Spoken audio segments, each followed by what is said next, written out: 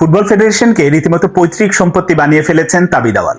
ব্যাপারটা এমন পর্যায়ে গেছে যে এখন বিএফএফ, বাংলাদেশ ফুটবল ফেডারেশন না বলে এটাকে বেস্ট ফ্রেন্ড ফোরাম বলতে পারেন। আমি কেন এটা বলছি তার কয়েকটি উদাহরণ দেব, তাহলেই বুঝতে পারবেন যে আসলে কেন এটা এই পর্যায়ে গেছে বা আমি কেন বলছি যে তিনি পৈতৃক সম্পত্তি বানিয়ে ফেলেছেন। একেবারে লেটেস্ট একটা উদাহরণ দিই, বাংলাদেশ অনূর্ধ্ব 20 ফুটবল দল যেটা সাব চ্যাম্পিয়নশিপ খেলতে যাবে, এখন নতুন কোচ আনা হয়েছে। এই দলের ম্যানেজার হিসেবে যাকে নেওয়া হয়েছে তিনি হচ্ছেন সামিদ কাসেম, কাসেম গ্রুপের চেয়ারম্যানের ছেলে। তার ফুটবলীয় যোগ্যতা কি আমি জানি না, কেউই জানেন না। আমার জানার মতে খুব ভালো ইংলিশ বলেন, হয়তো বাইরে পড়াশোনা করেছেন, এরকম কারণে এর আগে অনূর্ধ্ব 20 দলের ম্যানেজার হিসেবেও তিনি চীনে গিয়েছিলেন। তো এই যে তাকে নিলেন কোন যোগ্যতায়, বলা হয় যে তাবিদ আওয়ালের সাথে তার খুব ভালো ঘনিষ্ঠতা আছে অনেক আগে থেকে।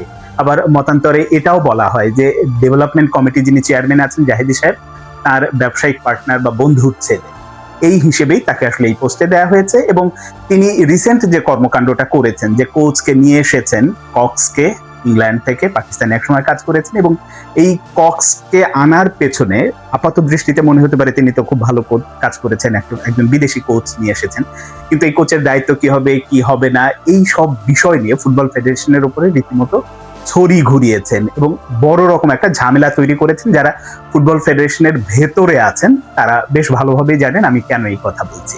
এখন তাকে নিয়ে এসেছে কাসেম গ্রুপের চেয়ারম্যানের ছেলে, এটা তো অন্যায় কিছু না, হতেই পারে, একজনকে এটা তো খেলবে না তিনি, তাকে এই পোস্টে নিয়ে আসা হয়েছে। কিন্তু বাংলাদেশের ফুটবলের রীতি যদি বলেন বা অনেক দিন হলো যে ব্যাপারটা চলে আসছে, এরকম পোস্টে সাধারণত ম্যানেজার হিসেবে যারা যান তাদের কাজ কতটা কি করে সেটা ভিন্ন প্রশ্ন। সাধারণত এক্স ন্যাশনাল প্লেয়ার যারা খেলেছেন একসময় জাতীয় দলের জার্সিতে কিংবা যাদের অভিজ্ঞতা আছে, এই রকম খেলোয়াড়দেরকে, সাবেক খেলোয়াড়দেরকে সাধারণত এরকম ম্যানেজারিয়াল পোস্টে নিয়ে আসা হয়।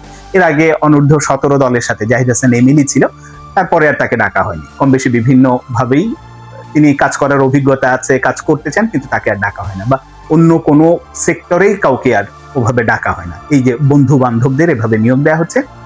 একইভাবে মনে আছে অনূর্ধ্ব 19 সাব চ্যাম্পিয়নশিপ যেটা ভারতে খেললো, বাংলাদেশ রানার্স আপ হলো, ওখানেও কিন্তু তাবিদ আওয়ালের একজন বন্ধুই গিয়েছিল ম্যানেজার হিসেবে।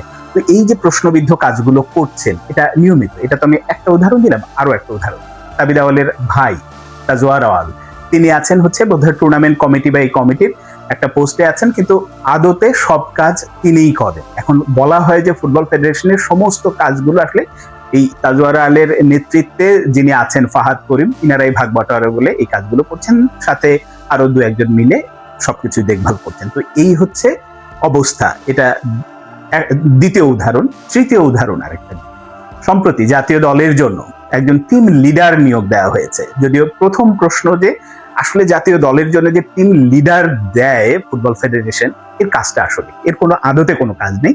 তারা ফুটবল ফেডারেশনের টাকায় যাবে, ঘুরবে, ঘুমাবে, মার্কেটিং করবে, এই করবে সেই করবে, ঘুরে টুরে চলে আসবে।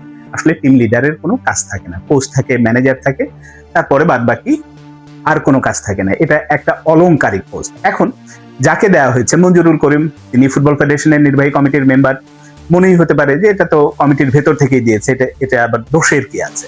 দোষের কিছু নেই। প্রথমত যে ওই পোস্টের জন্য আসলে দরকারই নেই কাউকে। তারপরেও যখন দিয়েছে, তিনি হচ্ছে যে সর্বশেষ তাবিদ আওয়ালের বাবার ইলেকশনে খুব দৌড়ঝাঁপ করেছে, কাজ করেছে, তারই স্বীকৃতি স্বরূপ তাকে এই পোস্টে নিয়ে আসা হয়েছে। আবার আরো একটু পেছনে যান, সাধারণ সম্পাদক যিনি আছেন তুষার সাহেব, তার আসলে তিনি কতটা ওই পোস্টের জন্য যোগ্য, এই প্রশ্ন আমি একেবারে শুরু থেকে তাবিদ আওয়াল যখন নির্বাচিত হয়ে এসেছেন তখন থেকেই বলে আসছি। এই পোস্টের জন্য ভালো, যোগ্য, দক্ষ একজন মানুষকে আসলে দরকার, কিন্তু সেদিকে কর্ণপাত করেননি। ওটাও রেখেছেন তাকে হচ্ছে বড় ভাই কাজী সালাউদ্দিনের প্রেসক্রিপশনে, যেমনটা তাবিদ মানে মাহফুজা আক্তার কিরণ বলি বা এরকম নানান যে ব্যাপারগুলো আছে কোচ কাবরেরাকে রেখে দিয়েছেন আর এই প্রেসক্রিপশনে। এই যে ব্যাপারগুলো চলছে, আমি এই কারণে শুরুতে বললাম যে রীতিমতো পৈতৃক সম্পত্তি বানিয়ে ফেলেছেন। এরকম আরো উদাহরণ আমি দিতে পারবো যে আর কোথায় কি হচ্ছে না হচ্ছে। এই কারণে তাবিদ আওয়ালের কাছ থেকে যখন ফুটবলের পরিবর্তনের একটা আশা সবাই করেছিল, যখন মানে হামজা চৌধুরী আসছে, সামিদ সোম আসছে, এখন বয়স ভিত্তিক পর্যায়ে অনেক খেলোয়াড়রা আসছে, যে আমাদের ফুটবলে সত্যিকার অর্থে আমরা যদি ফলাফল পেতে শুরু করি একটা ভালো পরিবর্তন আসবে, কিন্তু সেটা আসার কোনো আপাতত লক্ষণ নাই। কারণ তাবিদ আওয়াল নিজেই নানান রকম কাজে ব্যস্ত কি নিজে আসলে তার রাজনৈতিক ব্যবসায়িক কাজ, এখন হয়তো সিটি কর্পোরেশনের ইলেকশনে যদি দিনক্ষণ ঘোষণা করে তার দৃষ্টিভঙ্গি ওইদিকে চলে যাবে।